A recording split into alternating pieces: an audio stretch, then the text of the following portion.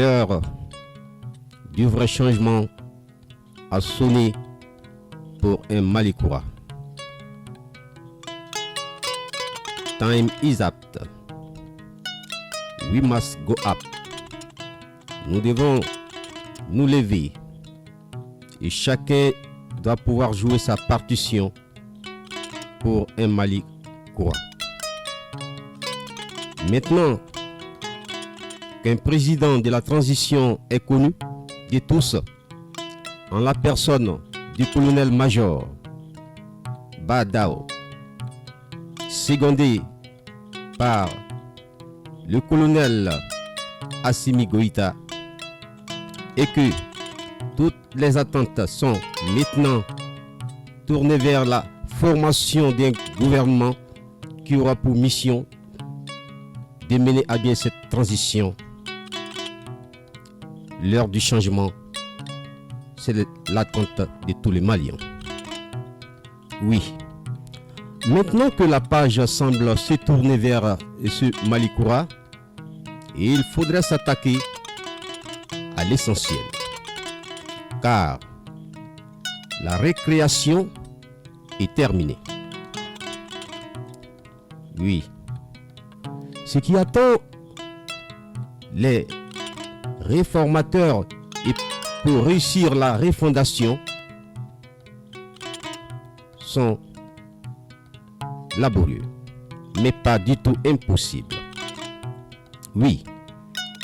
Outre l'organisation en 2021 d'élections législatives, présidentielles et référendaires, le retour de la sécurité sur toute l'étendue du territoire, la sauvegarde de la démocratie, l'unité nationale, la recherche de la paix, la cohésion sociale, la justice sociale, la libération de Soumaïla Cissé et de tous ceux qui sont aujourd'hui entre les mains des ravisseurs, la relance des discussions pour la mise en œuvre effective de l'accord de paix avec la coordination des mouvements de l'Azawad et autres groupes rebelles, le retour de la paix entre les communautés du centre, l'élaboration d'un accord politique. Il faut dire que les dossiers sont assez nombreux sur la table du colonel-major Badiao et l'équipe qui va l'accompagner. Mais il est vrai que la transition, en quelques mois seulement, ne saurait tout régler. Cependant, il faudrait mettre l'accent sur le volet de la promotion de la justice et de l'excellence qui doivent être des priorités parmi d'autres priorités. Oui, dans notre entendement, la justice ne saurait être que trancher une affaire par la justice, mais elle doit être aussi la reconnaissance des efforts et mérites de celles et ceux des nôtres qui, à travers le sens du devoir, leur compétence, leur intégrité, leur sens du patriotisme et du don de soi, ont fait preuve laborieux au service de cette nation. En d'autres termes, donner à César ce qui lui revient de droit.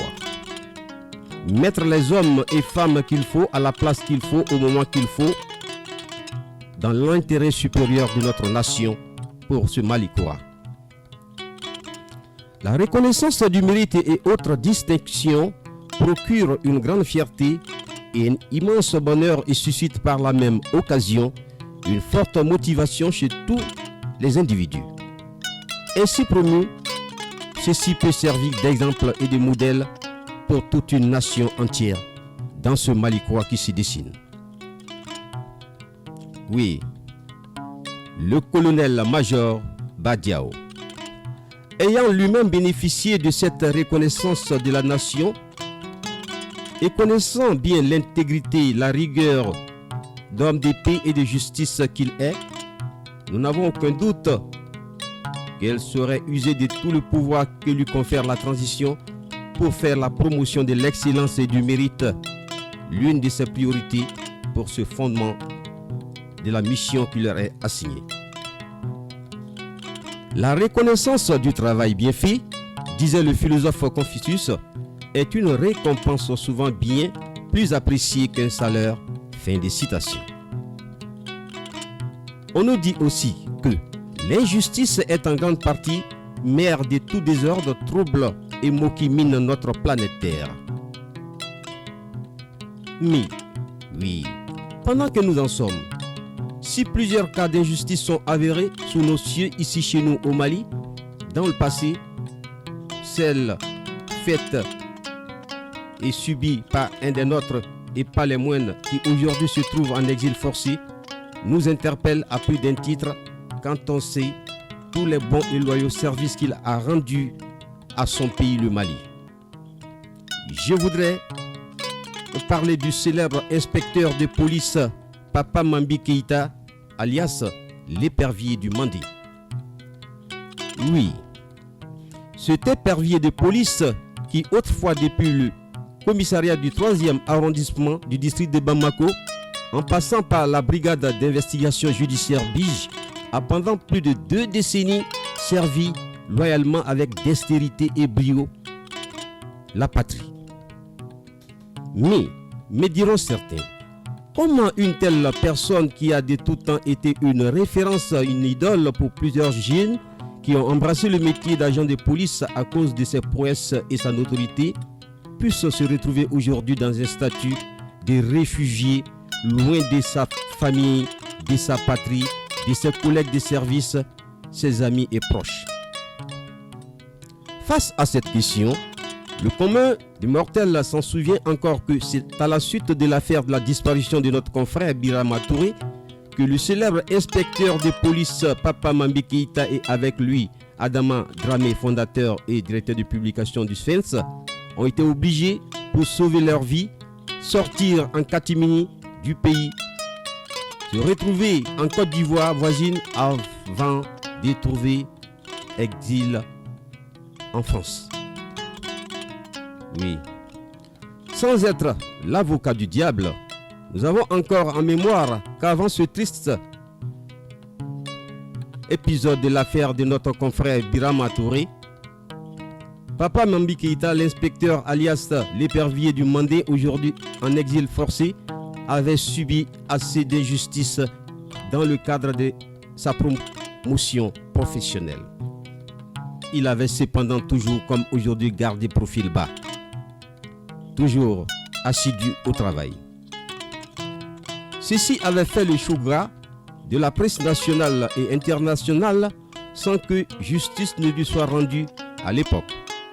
Mieux, l'on va, au lieu de lui faciliter à titre exceptionnel du mérite en grade digne de ce nom, pour des raisons, à tort ou à raison, le récaler à maintes fois au concours des commissaires de police, comme pour davantage saper son moral et le décourager dans la lutte acharnée qu'il menait avec brio contre les bandits de grand chemin. Papa Mambi Keïta et tant d'autres Maliens d'ici et d'ailleurs qui ont subi l'injustice ont besoin de réparation dans le Mali croix. Mais selon nos informations, toujours soucieux de se renforcer, l'épervier du Mandé Papa Mambi Keïta, là-bas en France, n'a pas du tout chômé. Il n'est pas resté les bras croisés. Au contraire, il aurait fait plusieurs formations et obtenu des attestations et autres diplômes de la part des autorités françaises et toute chose qui va bien certainement lui permettre de voler très haut dans les cieux en tant qu'épervier pour démasquer les grands criminels et assurer la sécurité et la quiétude pour les populations maliennes, bien sûr en synergie d'action avec ses collègues et policiers et autres agents de sécurité que nous espérons rêvent de le revoir parmi eux. Oui, c'est ici le lieu pour nous d'inviter nos nouvelles autorités de transition de tout mettre en œuvre afin de permettre à toutes celles et ceux des nôtres qui sont aujourd'hui forcés à l'exil de revenir au pays, qu'ils soient réhabilités comme le souhaite le peuple malien pour qu'ensemble, filles et fils de ce pays, ce Maliba, puissions nous donner la main, nous mettre ensemble au service du Malikoura qui se met progressivement en marche. Il disait que ceci, et je cite Raoul Folero, le jour où l'homme cessera d'être un loup pour l'homme, il n'y aura plus de famine, de taudis, de guerres, plus d'enfants sans amour, de vieillards sans foyer, et tous vivront ensemble dans le droit. Fin de citation. Oui. Pendant ce temps, pour le Malikoura, comme l'a toujours prôné et continue de le prôner le très respecté, l'éclairé l'imam Mahamoud Diko, il faut que nous puissions nous pardonner. Il faut que nous puissions nous aimer. Il faut que nous puissions nous solidariser et qu'il n'y ait pas de chasse à l'homme ni d'esprit revanchard pour qu'ensemble nous puissions construire le Mali d'aujourd'hui, celui de demain pour des générations et des générations. Vive le Mali pour que vive la paix, l'amour, la tolérance, la justice et la prospérité pour tous.